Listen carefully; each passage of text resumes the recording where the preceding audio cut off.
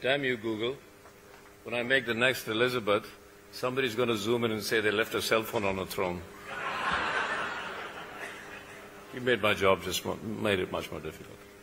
If you're talking about the future of the internet, if you're talking about 1 billion connected people, I'm reminded when I have a 12-year-old daughter, and I told her that I was born at a time there were no cell phones, no television really, were only black and white, and there was so many other things, and I said computers were punch cards. Do you remember those? And she looked at me, she looked great pity, and said, "Daddy, were you born in ancient times?" And sometimes when we talk about the future of the internet and 1 billion connected people, let's really explore, because sometimes we are talking as if we are already talking about ancient times that exist now. And that's the force of change that goes on. So we have to break away. And because I'm an artist and I don't carry the responsibility and I don't run a $100 billion company, I can be a little bit out of the box. So what is 1 billion connected people? What does that mean? What does it really mean? What does the future mean? So let me make some postulations and some questions. The world we live in is a vertical world. We have structures, archival structures. People on the top, government on the top, corporation on the top, people run corporations, and we have structures and structures that go down. It all assumes that people are not connected. It all assumes that we talk to people. We create the communities that we want. 1 billion connected people, you're in a different world. 1 billion connected people is circularity. People talking consistently. Let's talk about absolute. Absolutely connected, constantly talking to each other. Creating communities, sub-communities, sharing ideas constantly. What's going to happen to vertical structures? Here's what I believe. I believe that we are entering a phase when vertical structures are going to fall. Why? Because circularity will take over from verticality. Now, is that a good thing? I think so. What does it look like? What is that going to look like? So, can the world do without verticality?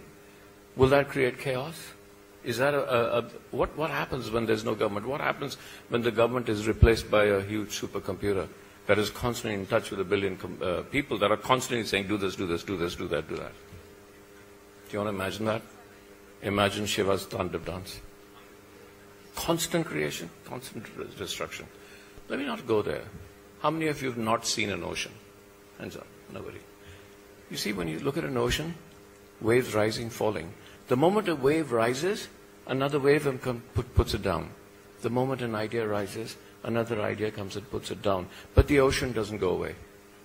It's a kind of world. And so what is it? Why are we particularly addicted to that? What allows structure? What allows structure is inertia. Governments run because inertia exists. Corruption happens because inertia exists. We are able to form corporate structures because inertia exists. What interconnectivity, what circularity does, it snatches inertia away because people are constantly talking, constantly there. So you cannot create structures based on inertia because there is no inertia. So everybody says, but that's chaos. So I'm going to postulate. Because I'm a filmmaker, I change times.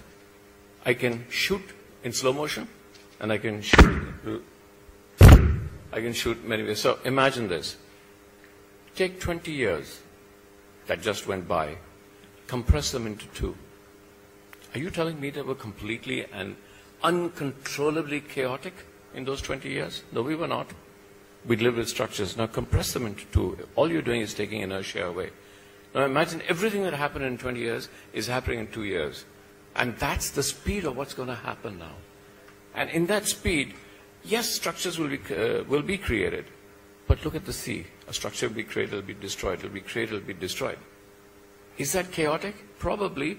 But is that wisdom of the crowd? Probably. But all it means is drawing inertia out, creating an ocean, and compressing time. And that's the world I think we're going into. So how does that impact me as a filmmaker? Well, all art is storytelling. All we saw in the museum was storytelling. Every painting is a storytelling. The way we understand the world, you could create. A scientist creates a story, which is his theory, and then goes out to prove it. I create a story, which is my theory, and I go and make a film around it. So what's going to happen to the future of storytelling? Number one, we're about to witness the fall of the gatekeepers. It's already happened.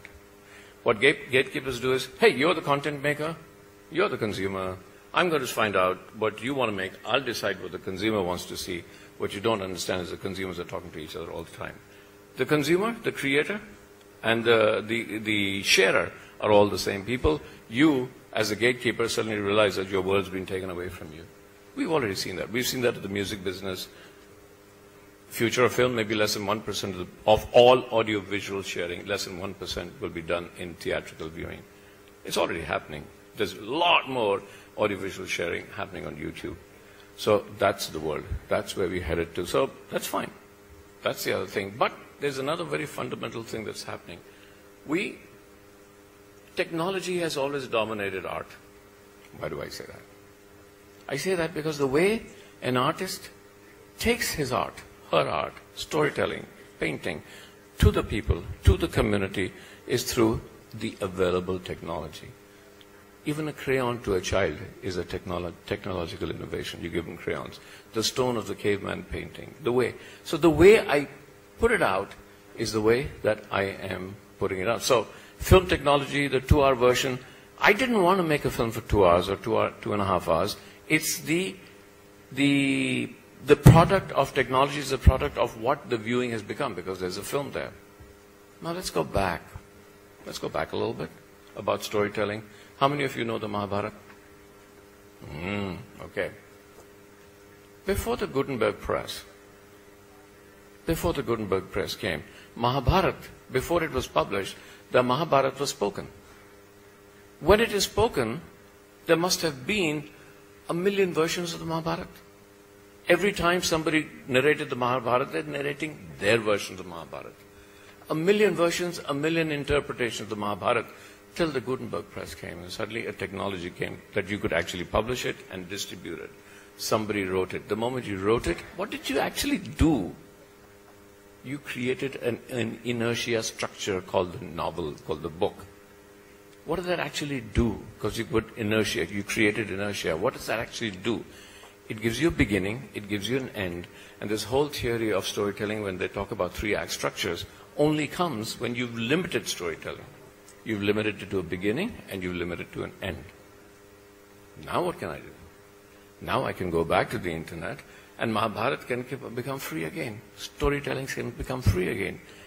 In 1 billion connected people, they can share stories that never end. They can share stories that go all over the place. They can share stories that did not begin and share stories that never need to end.